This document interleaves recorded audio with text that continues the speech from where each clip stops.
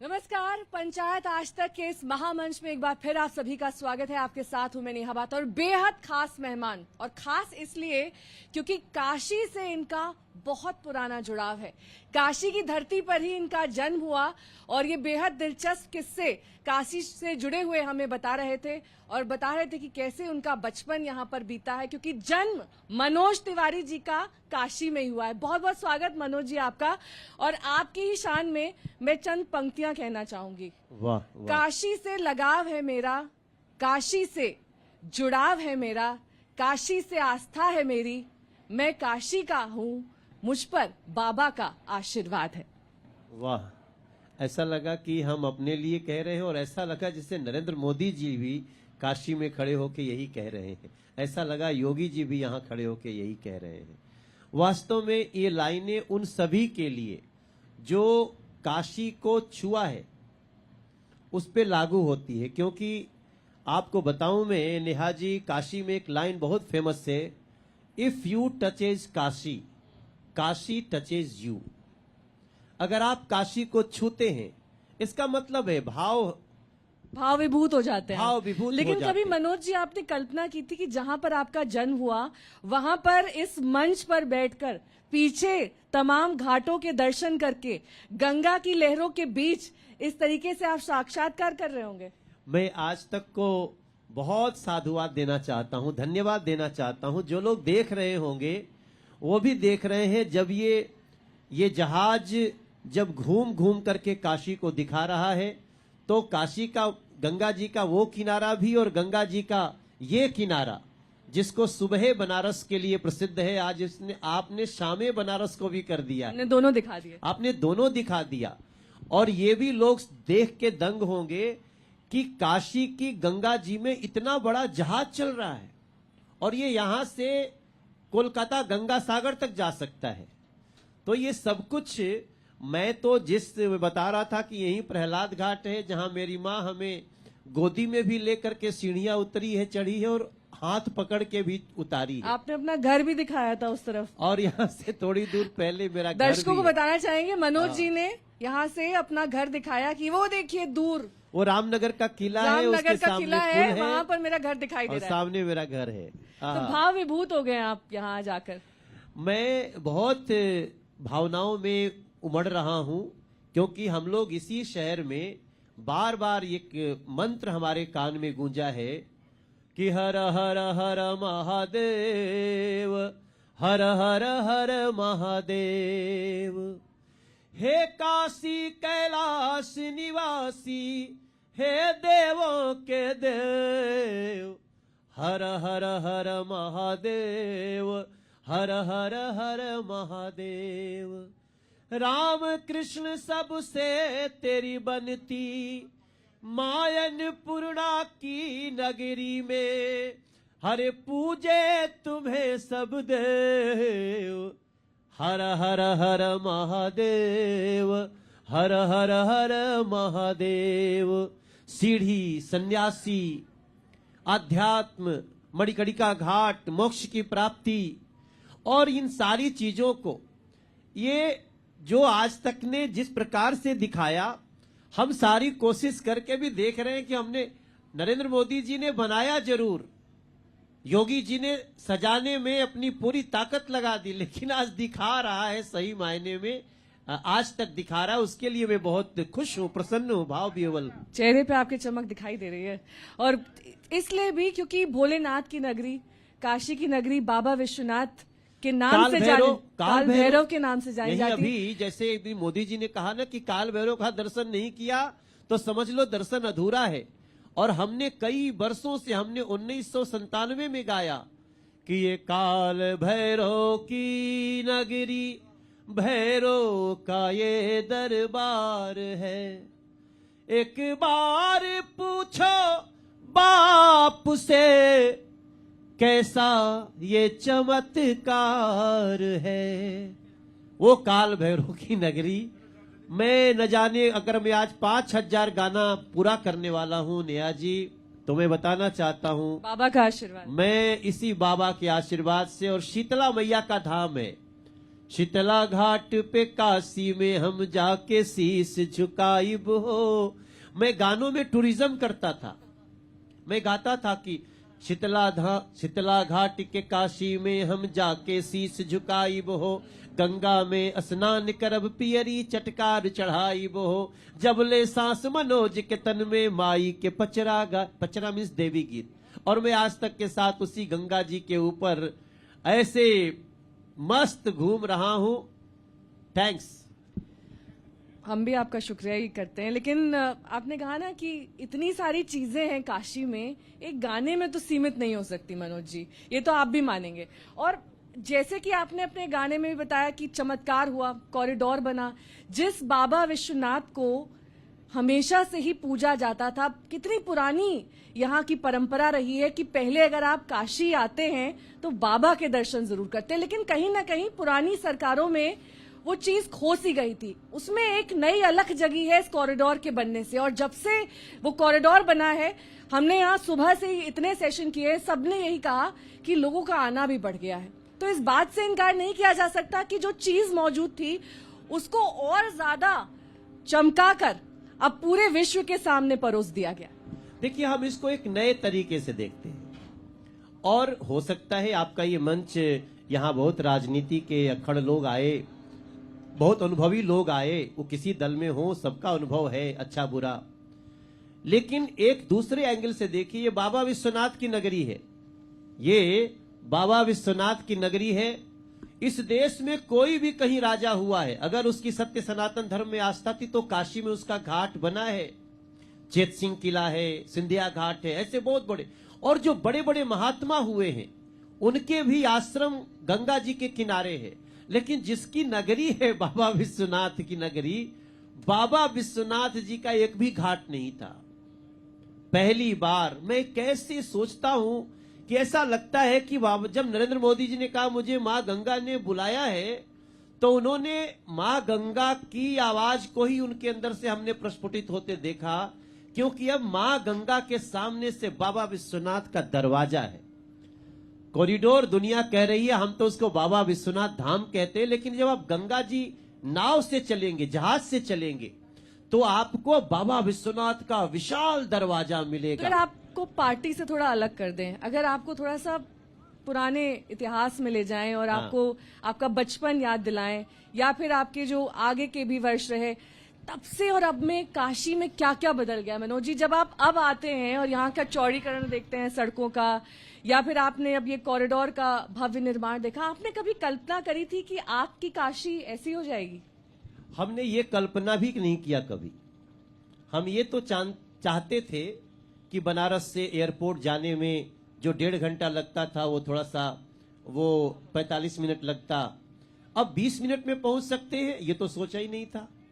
हमने बाबा विश्वनाथ धाम में जब जाते, कचौड़ी गली मार, देश से देश टकरा रहा है, सबको परेशानी होती थी, आस्था हिलोरे मारती थी, लेकिन सारी परेशानियां उस आस्था में दबती थी। हम लोग सोचते थे शायद कभी थोड़ा गलियां थोड़ी सी सकरी से चौड़ी हो जाए, लेकिन ऐसा स्वरूप, जहां इतने बड़े बड़े गेट, गंगा जी में इतना बड़ा बाबा विश्वनाथ धाम का शोभा, और जाने के बाद अंदर महसूस होता है कि ये सत्य सनातन धर्म के 12 ज्योतिर्लिंगों में एक बाबा विश्वनाथ जी का धाम है। वहां पे मैं तो तस्वीरें भी जब देख रहा हूं, जिस समय अपने कलश उठाए हुए नरेंद्र मोदी जी जब जाते हैं बाबा विश्वनाथ का परिक्रमा कर रहे हैं, वो मुझे साधारण मनुष्य नहीं दिखते हैं, और मुझे लगता है मां गंगा ने बुलाया और भोले बाबा ने बुलवाया। हम तो इन सारी चीजों को एक और रूप में देखते हैं, हमने देखा है। जो शिव को सजाए हैं हम उनको सजाएंगे, ये जनता का भाव है। मैं गा के कह सकता हूं ना कि जो शिव को सजाए हैं हम उनको सजाएंगे, यूपी में हम फिर से कमल खिलाएंगे, यूपी के गली गली में हम भगवा लहराएंगे।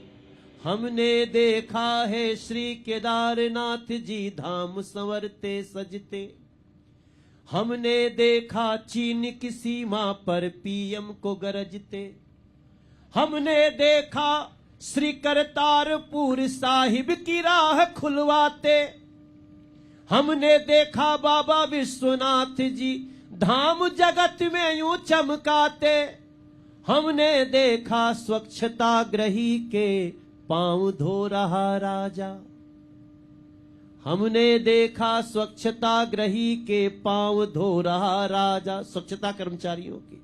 हमने देखा एक वैज्ञानिक को गले लगाकर सिसक रो रहा राजा, हमने देखा है एक एम्स से 22 एम्स बनाते, हर गरीब को 5 लाख का फ्री इलाज करवाते। हमने देखा, हमने ये लाइनें जो आपको गा रहा हूं ना, ये हमने सोच सोच के इकट्ठा कर रहा हूं कि हमने देखा है, हमने देखा कुछ काट दिए थे हाथ श्रमिक के ताजमहल बनवाकर, अब पूजे जाते हैं श्रमिक मंदिर में फूल बरसाकर, अब पूजे जाते हैं नेहा श्रमिक मंदिर में फूल बरसाकर।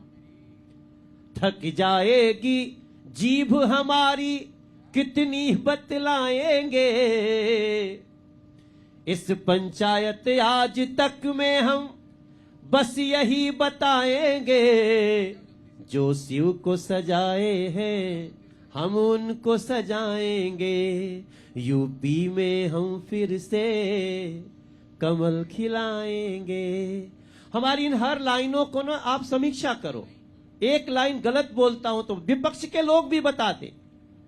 और अभी तो भारत की संस्कृति का, भारत के विकास का हुआ श्री गणेश है, उत्तर प्रदेश का संपूर्ण विकास अभी शेष है। अभी हमें बहुत कुछ करना है जिसकी कल्पना भी विपक्ष नहीं कर सकता है, और हमें मालूम है कि यूपी के लोग कैसे होते हैं। इस बार लोग बोलेंगे भी नहीं और रिजल्ट आएगा तो आप देखिएगा, ये 300 जो हमारा 334 का 325 का जो पिछला आंकड़ा था ना, वो भी पार कर जाए तो आप आश्चर्य नहीं करिएगा। एक बार पीछे नजर डालते हैं मनोज जी। अरे रे जो रे रे। घाटों का अद्भुत अलौकिक नजारा दिख रहा है और जिसका प्रतिबिंब हाँ, ये गंगा हम लोग, नदी में दिख रहा है। ये हम लोग चेत सिंह किला से गुजर रहे हैं। हाँ। ये चेत सिंह किला है और इसके बाद अब दशाश्वमेध घाट आएगा। और आप देखिए ये जो घाट है, यहाँ पे अभी देव दीपावली को एक बड़ा वो हुआ था, जो light and laser show, laser show, और इधर सामने में आतिशबाजी हुई थी। मैं दिल्ली में रहता हूं, मैं वहां के जो मुख्यमंत्री है अरविंद केजरीवाल, जिन्होंने जमुना जी पे जाना रोक दिया है, वो भी देखेंगे तो दिल्ली के लोग समझे। इवन जो लोग यमुना जी पे जाने में प्रतिबंध लगाते हैं उनको भी देखना चाहिए कि लाखों लोग गंगा जी के किनारे आते हैं और गंगा जी, निर्मल गंगा जी, अविरल गंगा जी, यहां तक कि आतिशबाजी का महोत्सव हुआ, लेजर शो हुआ। इसलिए अच्छा हुआ मुझे याद आपने दिखा दिया। मैं दिल्ली वालों को भी बोलूंगा जो दिल्ली सरकार में है, यमुना जी को साफ करो, लोगों को आने दो। ये व्यवस्था दिल्ली में भी करके देनी है। ये भी भारतीय जनता पार्टी का एक बड़ा विजन है।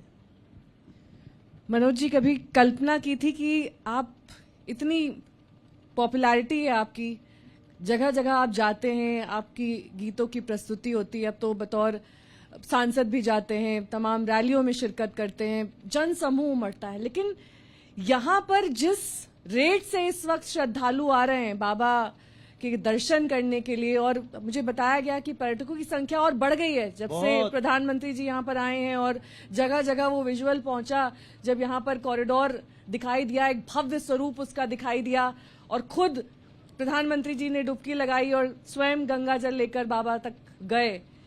वही तो मैंने कहा, हमने देखा गंगा की गोद में एक बेटा को नहाते, हमने देखा एक गरीब को भारत का भाग्य सजाते। मैं इस समय बहुत आनंद में हूं, मुझे लग नहीं रहा कि इंटरव्यू हो रहा है। चलिए, मुझे बहुत लग- अच्छी बात है। मुझे ऐसा लग रहा है कि हम भारत के सबसे बड़े राज्य में उत्तर प्रदेश से हम भारतीय संस्कृति को जी रहे हैं।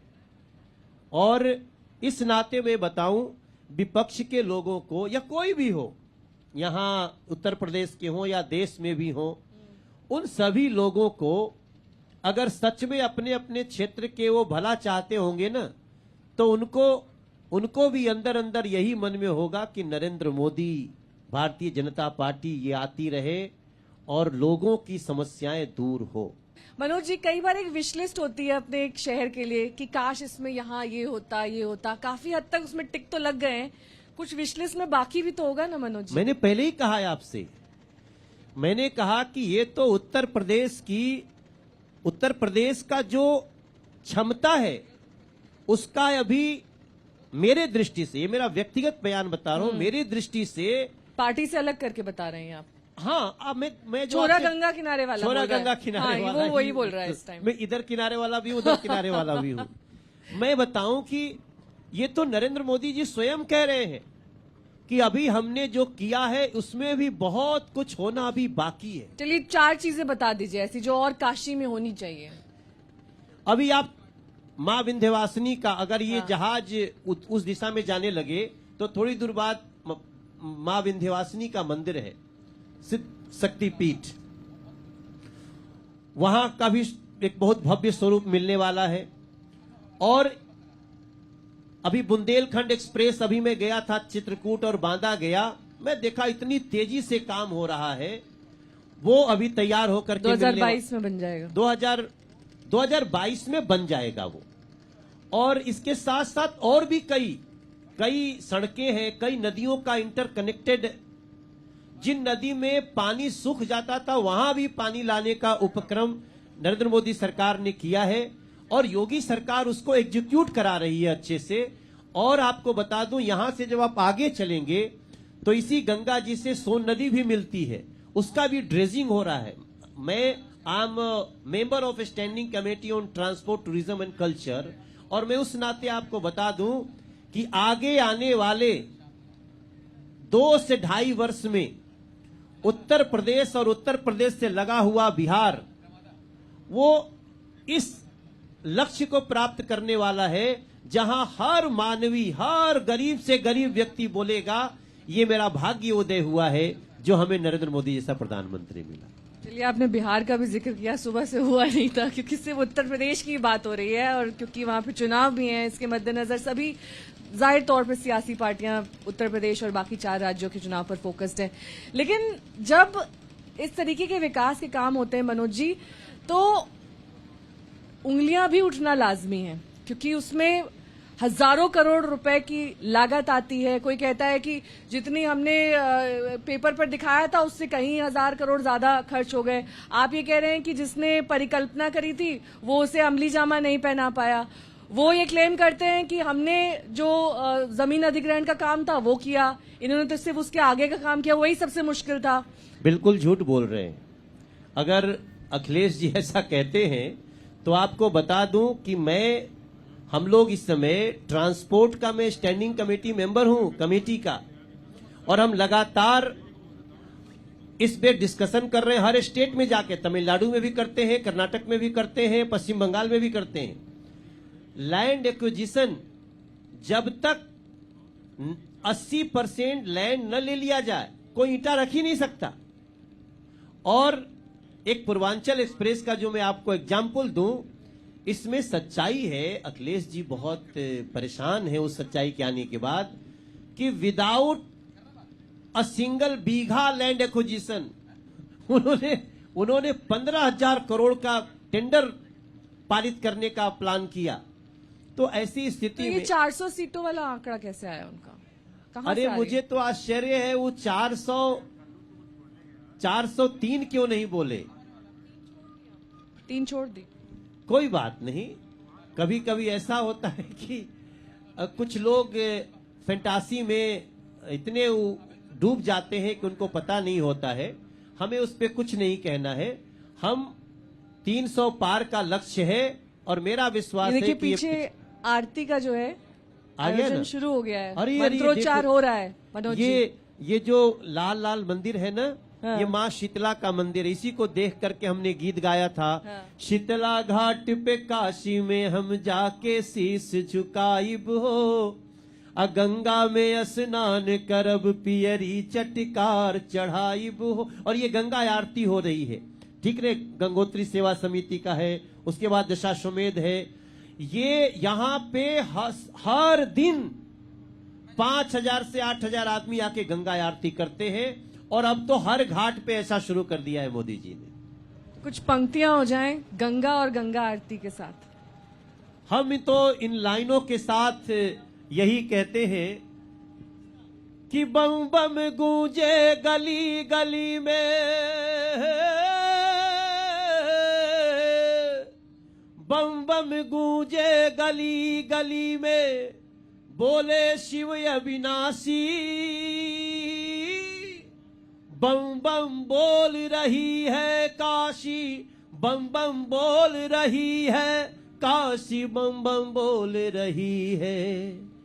अब इतिहास के नए नए दरवाजे खोल रही है काशी, बम बम बोल रही है।